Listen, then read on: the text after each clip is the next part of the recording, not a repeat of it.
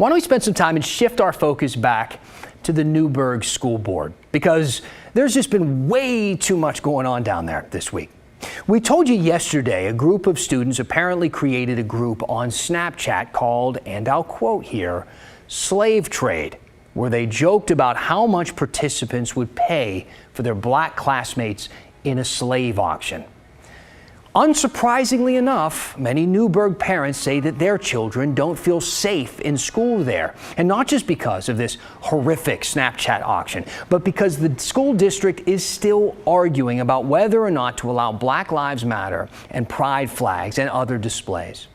New language developed by the board last week even goes a step further by banning any political, quasi-political, or controversial display that isn't part of the approved curriculum. Supporters of this ban say all this back and forth is just distracting kids from schools. So let's take a minute and listen to a little bit of a 4-hour-long Zoom meeting last night. Idea that there's some systemic level of racism because a kid makes a really poor decision and a bad decision, and that needs to be addressed if that's what happened. That doesn't mean that the town is some horrible systemically racist thing. And everybody that keeps making this claim never, ever gives any evidence of it. Never. Because, we just want our kids to go to school, be taught to read, write, do arithmetic, and come home. And everything seems to be the opposite of that. First, the idea that there isn't racism in Newberg. Let's break this down into two things. First, Newberg, I just heard you solved racism. Congratulations. Please, can you share your secret? Second, pick up your remote and rewind to the part about the Snapchat thing. Yes, this was a kid making a poor decision, but it was also wildly racist.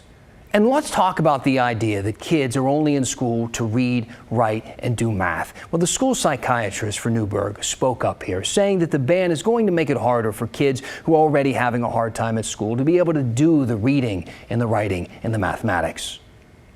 Statistics show that our LGBTQ students are at a much higher risk for mental health problems, including self-harm and suicide.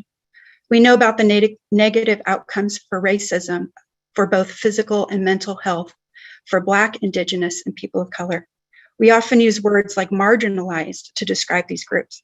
What this truly means is that these students wake up every day knowing they are at higher risk for being bullied, ridiculed, harassed, or even killed because of their skin color or sexual orientation or identity. For too many, it is their lived reality. One of the biggest risk factors for major mental health problems is not having a person students feel they can turn to. Signage helps create emotional safety for our students. It helps them know that here in this place, this person acknowledges you and is here to protect all students. The board never actually got around to reading the new language for the ban last night. They got caught up in arguing about all the other things there, like meeting procedures and hiring lawyers, and the school district superintendent, who is saying that he's not going to enforce the ban at all because it's illegal. And now supporters of the ban are calling for him to be fired because of that. And the board has the power to do that. They can fire the superintendent. We have seen that happen at several other school districts across the state lately, when the superintendents have refused to carry out the board's wishes. But in this case, it would be very expensive for them to do, and they're already facing lawsuits from both the teachers union and the ACLU. The board's meeting again in a few weeks. We'll let you know how it goes.